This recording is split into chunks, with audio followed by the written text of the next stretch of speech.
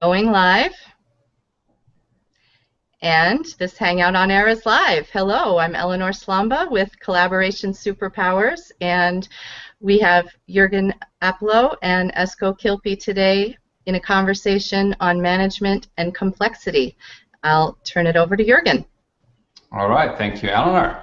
So, hello everyone in the whole world, I suppose, and hello Esko. Thank you for joining us for this conversation.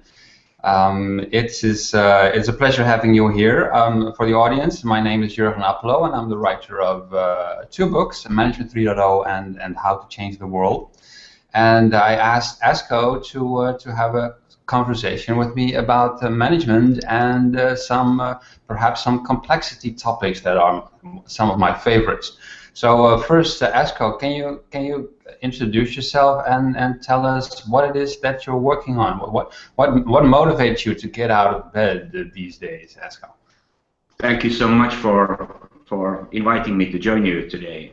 I'm basically doing kind of three things. I'm doing research, teaching, and then management consultancy on two areas.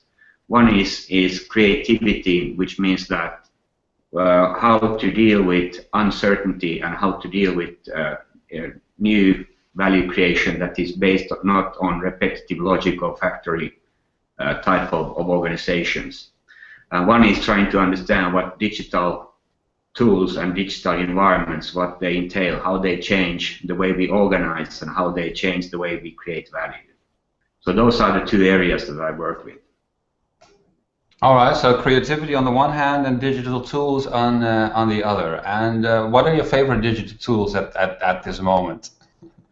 Well, of course, when we talk about tools, by far the most important thing, which may or may not be called as a tool, is the internet. And this also is the basis for, I think, for all new approaches to value creation is what we can build with and on top of internet. All right, that makes perfect sense. And you have a passion for the management topics as well, I believe, because we keep running into each other, Esko, at conferences. Whenever there's management sessions, then you are there as well. So how is that related to creativity and digital tools? Well, management had a crucial role in the factory type of industrial production, but management seems to be changing tremendously as we talk about new types of organizations and new types of value creation. And to me, that's one of the most crucial changes going on, is how to redefine what management is all about. Okay, all right. Well, that's a great topic, and I'd like to ask you a couple of questions about that. One thing that I have noticed is now first the thing that managers hate most, I read, is firing people, and I can relate to that. It has happened in the past as well. I had to fire one or two people, and that really was a really painful experience, both for the person and for me. So managers hate that, but the second thing they hate most is performance appraisals. Now, interestingly enough, about 90% of the companies in the world have performance appraisals or organize some form of annual evaluations of employees, while there's plenty of scientific evidence that says that they don't work. They don't help people perform better, and they don't help organizations perform better. What is your insight? What is your opinion on that? How did we end up in a situation where everyone is doing something that doesn't work, and everyone hates it, but they don't give up on it? I think that's a very good point, Jürgen, and to me that is an end result of the lack of transparency we had in the early days, which meant that we had to return to what people were doing once a year or once a month or what have you. But today, what we should do instead of talking about this kind of appraisals is to have constant communication, constant feedback. And to me, it's not something that takes place primarily between the manager and the worker, but it's part of the interaction of the whole team working together. So it's me giving feedback to you and you giving feedback to me. as and when we work. So it's part of everyday practices, not a separate thing as you mentioned. All right. So you say it emerged because of lack of transparency, but then why do we not get rid of it? What is keeping people from just ditching them, do you think? Because I feel that we have a wrong idea of what is the unit of work. We still think that the unit of work is an individual. Thus, we think that the individual is separated from other individuals. We should reward or have these appraisals with individuals separate from others. And to me, the basic unit of work is interaction. It's interaction between interdependent people, and thus it doesn't make sense to look at people separate from other people, but how we relate to one another and how we work together. So what you should do is, instead of appraising or having appraisals about people, you should look at the quality of interaction and the productivity of interaction. All right. So, but how can we convince managers to replace one with the other, do you think? Well, there are a lot of managers who understand this very clearly, so I think the change is already going on. I'm very happy to tell you about people who already see that the only way to increase value in work is to kind of think together, work together. So it's not separated actions, but it's co-creation. Work is co-creation. Mm-hmm. Okay, that makes perfect sense. So one thing that leads me to another question that is very much related. I keep hearing the question of managers and others, consultants around the world, how do we measure the performance of teams? So suppose they have already accepted that it is not about the individuals, it is about teams. I am from the software development world, so we often refer to them as agile teams nowadays. We want them to collaborate, and then the question becomes, but how do we measure that collaboration? How can we know whether a team is performing well or not, and compare that with the performance of other teams? What's your idea about that?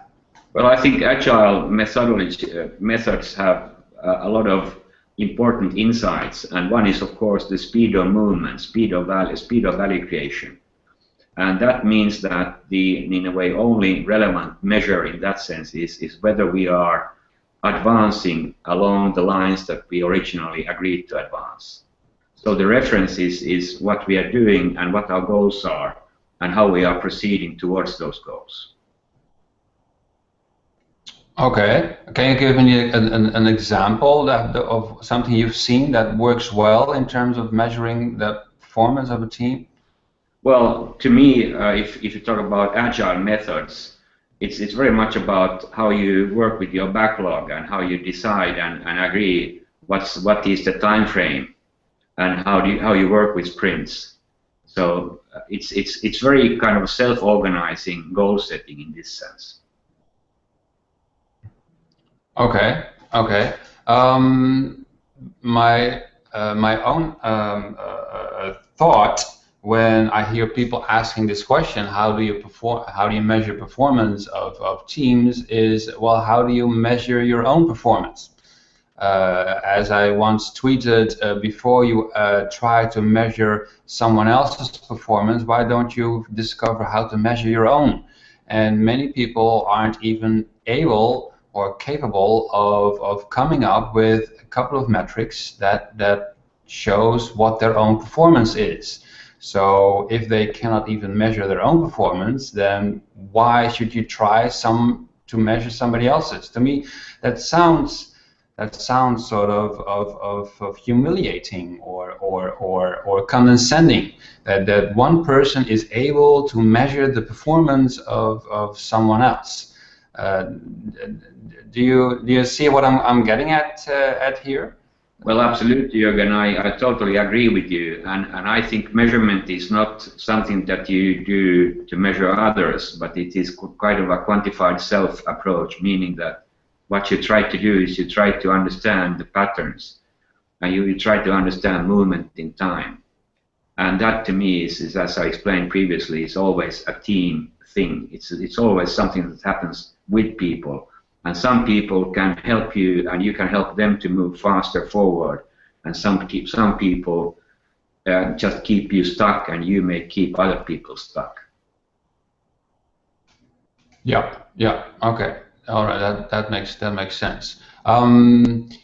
For me, the main challenge is getting organizations and managers to change in a way that is that they find easy to accept, or that fits their current mental models, while actually pulling them out of those mental models. So it is, for example, it is hard to tell managers stop doing performance appraisals. Right? That's usually not going to happen, because they have certain expectations of what those performance appraisals mean to them, what those appraisals deliver to them. So you need to give them something else in return that is easier for them to adopt, because then they think, instead of doing this, I will be doing that, but still I get what I want. And that for measuring team performance, it's the same thing, I suppose. If the question is by many managers, how do I measure team performance, then we should come up with some kind of answer that is respectful to team members and teams as a whole. And at the same time, giving managers what they want. Otherwise, they will never going to accept. Let them just measure their own performance, and you cannot measure performance of one team against another, which is actually the truth. And then they will simply ask for, like, give us your number of story points per team, and we will compare them to the other team and pit them against each other, or something like that. Yeah. Well, I would like to come back to agile methods, saying that one of the most, in a way, working solution that I've seen is to see a manager as a product owner who makes agreements with the team, and then can relate back to what we have agreed and see whether it works as we planned or not. And that has been a very easy thing for a manager to understand, that this makes sense. So it's not something that you try to understand out of the context of the work itself.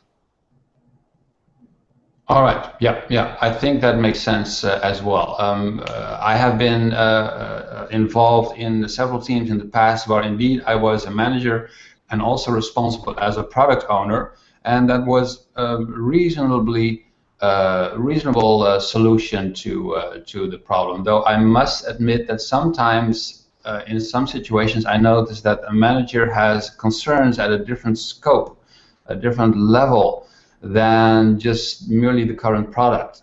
So it depends on what you're building. As I often tell agile teams, you're more than just the products that you are, or the features that you're building for this particular sprint. You should have a purpose, a long-term purpose, and values, and identity, and your manager should be able to help you form that those boundaries around your team, actually. And not all product owners are capable to doing that. Some just focus on the current sprint or the next ones because they have a deadline, right? And they're not concerned with what comes after. I think you're absolutely right, but I think this is a bit different than our previous discussion around performance appraisals. So I do agree with you that one of the key roles of a manager in the case that you explained is to try to help the group work better together and try to understand, or help them to understand. It starts also with the manager's understanding what are the purposes and what values are there, and how people relate to the purpose and the values and to each other. So absolutely right, I agree with you. Yeah. Okay, well, I'm glad about that. So next question that I have for you. You mentioned the relationships between people that are more important than what they do individually. The work is emergent from their collaboration. I completely agree with you. There are many reports in the world saying that most people don't like their jobs. Only very few percentage of people in organizations feel really engaged. Well, I'd say if there is not a lot of engagement of the individuals, then probably this is also bad for the interactions with other people. What's your vision there? What is the problem, and how do we need to fix it? Well, that's a very, very big question. I know, that's why I'm asking you, because you're a big person. I know that. Well, being engaged to me is very much a social thing, and what I mean by this is that it's not the type of work you do, but it's how we understand the meaning and purpose of what is being done, and whether I, as your colleague, whether I support you, whether I'm there with you, and whether you can share the cognitive load of work with me. So in a way, let's say the road towards engagement or bigger and more kind of true engagement is one of the biggest challenges in our time. Absolutely right, but of course the answers are not generic in nature, although I believe that it's very much a social thing. Mm-hmm. So, a personal question, are you among that 17% who is fully engaged in their work, or are you among the 83% who don't care that much about the organization? I've always been within the 1%. The 1%, all right, awesome. Me too. And how is that possible? What is it that makes you a passionate person who gets out of the house in the morning and say, yeah, this is going to be a great day to work? Well, it's about how we explain what work is all about. What's our understanding of what we do when we work. And what I suggest is that the content of work is three things. It's doing meaningful things with meaningful people in meaningful ways. And if you can and have as a goal to work or strive towards these three things, I think that's what engagement is all about. But that also means that sometimes you have to say no. You have to understand that the people around me at the moment are people who don't help me to create more energy but drain me, or the situation is such that I can't influence what's going on. I'm just there, and if the situation drains your energy and you can't influence, then you have to leave, which is a very hard decision sometimes. Yeah. These are the new rules of knowledge-based work. It is about meaningful things with meaningful people in meaningful ways. Okay, I'm in total agreement there, and I think you hit the nail on the head there by saying it is very difficult to leave, because many people, I know some within my own close circle of friends, some do not leave despite the fact that they hate their organizations because, and then they have a number of reasons, such as I need to pay for the mortgage, or I have children, or whatever. They need certainty in terms of income, and they do not like the uncertainty of quitting their jobs and finding something else. Is there a way to help such people feel more certain about the alternatives that they have and may not have seen yet? Well, I think that's another very contextual thing. It's not coming up with generic advice. Right. But I think the future is going to be a bit easier on that front, because there's going to be more, in a way, new types of let's call them labor markets where needs meet, which gives you more alternatives that you had in the past. And of course, something that we also know is that the young people who are starting working at the moment, they may have even 12 to 20 in a way careers within their whole span of work. So people are are in a way more accustomed to changing the situation. They are more accustomed to changing workplaces and their colleagues than was the case previously. I think I understand what you mean there. I agree. The world is changing, or the way we work together is changing in such a way that people get accustomed to other ways of working with each other. I've just finished and published a trailer for my new book. It's an animated video, and I wrote the script myself and made the illustrations. But I found animators in Rotterdam that I work with, and the voiceover I found through Odesk, a website where you can find freelancers in the whole world. I simply search for voiceover, and lots of people offering themselves with great voices. And this was a guy in New York. I've never heard of him before, and he has a very nice voice, and he did it for very little money, and people are amazed. So, and this was not possible 10 years ago, for a person in their own living room or wherever they are to offer themselves as voiceovers for animated book trailers on the other end of the world. And that must, you will find that fascinating, I'm sure, as well, Esko. I think Odesk is one of the examples of this kind of new markets. There are, of course, many others too, but Odesk is a very good example of that. Yeah, and it is also, it might have that liberating effect on people, where they see an opportunity of doing something else beside their current job, and if they do it well enough, it might enable them even to quit their jobs or start their own little venture. Going back to your question about performance appraisals, the big thing is that as we move towards more knowledge-based and more creative work, engagement is really the engine that creates value. It's not your skills, it's your engagement.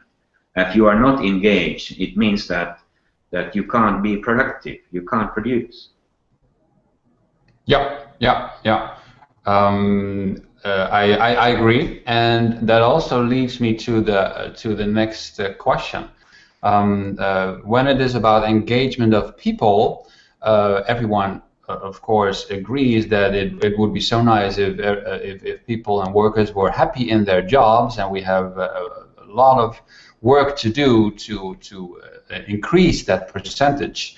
But the focus, strangely enough, is always about improving organizations, having organizations be more successful, and changing the culture of the organization. The question that I regularly get wherever I am in the world: how do I change the organization's culture? Rarely people ask me, how do I change the mindset of the people? So apparently there is this assumption that we need to organize work as organizations. Do you see this also changing the way that we work with organizations as a concept to get work done together? Well, in my work, the claim that I make is that the culture of an organization is an emergent property of the way people do things in the organization. So you can't work with the culture directly, you can only work with the people, their purposes, their beliefs, and the way they work together.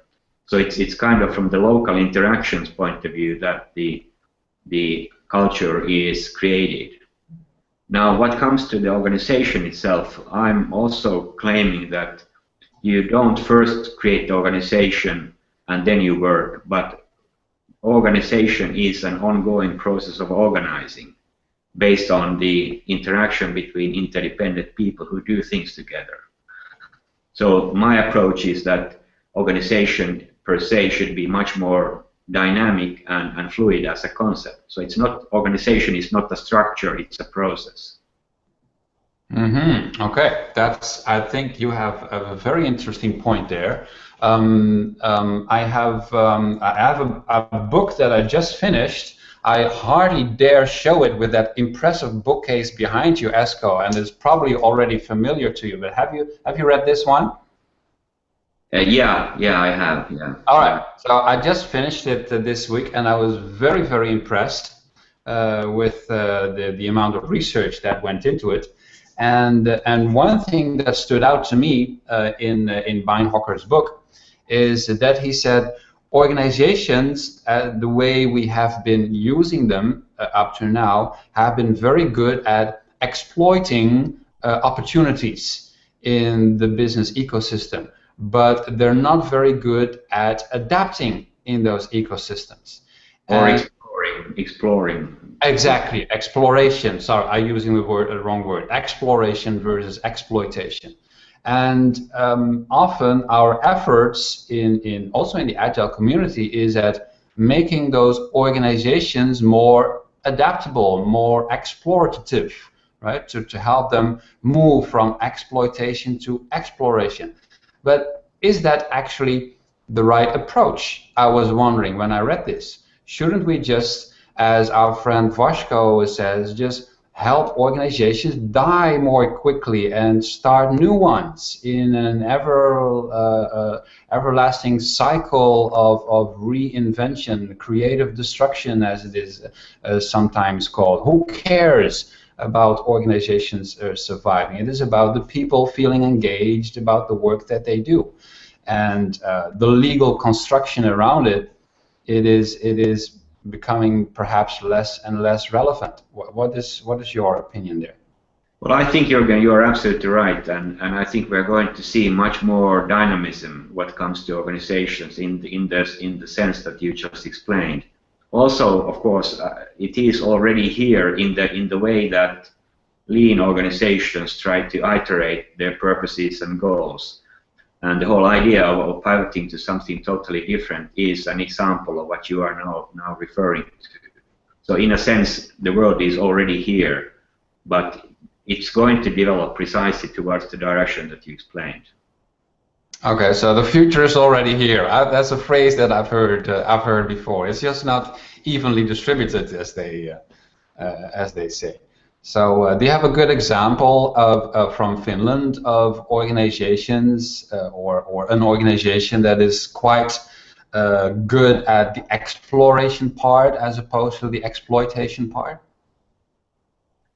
Well, most of the game industries like Supercell, they are very, very good at exploration, but it's a very different approach. What they do is there's very heavy analytics and following what the players are doing and changing the game and the whole platform based on what they learn every day.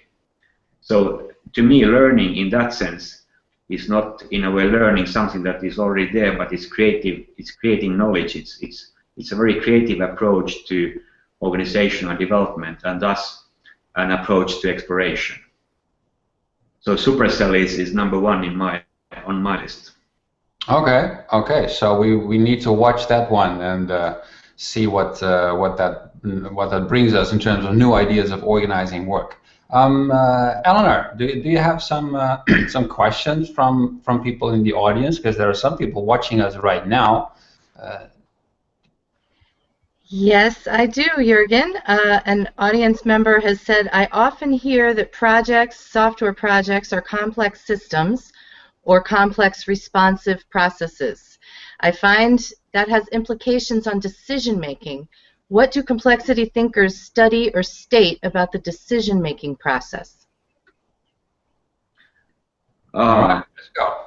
I think the main difference is that as you make decisions, you never have a complete picture of the situation where you need to make decisions, which means that there is uncertainty that you can't take away from the decision-making point. And that is a tremendously important new approach, meaning that you can't, in a way, you can't choose from A and B because there are so many other alternatives in addition to the A and B. So one idea that some people are trying to do is trying to, in a way, understand as many possible opportunities as they possibly can, which still leaves out alternatives. So uncertainty is the most important thing in the context. And that has led to many organizational or management teams, organizations, to revert back to the earlier decisions and ask themselves, what have we learned? What was the thing that we did not understand as and when we made the decision? What has happened since? So in a paradoxical way, as the older organizations were always looking towards the future, what organizations now do and management teams do, they look to the past and see what they've learned. Yep, yeah, that's I agree with that. My own things that I learned over the past couple of years are first of all the small iterations that we make in an agile context are an example of exploring the fitness landscape, as people call it in the complexity science. Small steps in unknown terrain that are safe to fail, because basically you're walking around blindly. So you have to try different things in ways that will not destroy the whole company. So don't bet all your money on one horse, basically. Also keep your options open. You might want to bet on multiple horses, walk in various directions at the same time, and make those decisions reversible. So you should be able to step back and say, this was not a good idea, so don't burn your bridges behind you. There's one thing, and we see all of this in agile communities and beyond, actually, these realizations. One thing that I find it missing sometimes is another insight from complexity, is that the decisions that you make will have an impact on whatever else is happening. So you're touching the fitness landscape, as was nicely described in one of the books by Stuart Kaufman, I believe. He said it is not only a walk across, an adaptive walk across a fitness landscape, but every step that you make makes the whole landscape tremble, and the mountains start dropping and other peaks start emerging as a response to the steps that you're making. And this is often an insight that I do not see shared in the agile community itself. So not only do you need to make small steps and multiple steps at the same time, but understand the effect that your steps have on the environment outside, because you might be surprised. I think that's a crucially important insight, and that also relates back to the question we just had. And decision making then means that there's not an objective reality outside of us, but we are creating that reality through our decisions. So in a way, as you walk, the way you put it, Jurgen, the ground under you is changing all the time based on how you walk, where you walk. Yeah, exactly. So and nobody is there to tell you in which directions you need to walk and what experiments to take. That's all up to you. But so I really like the question about decision making, because it means that decision making is not deciding between things, but it is creating things. Yeah. Thank you so much for inviting me for this discussion. I think our time has run out.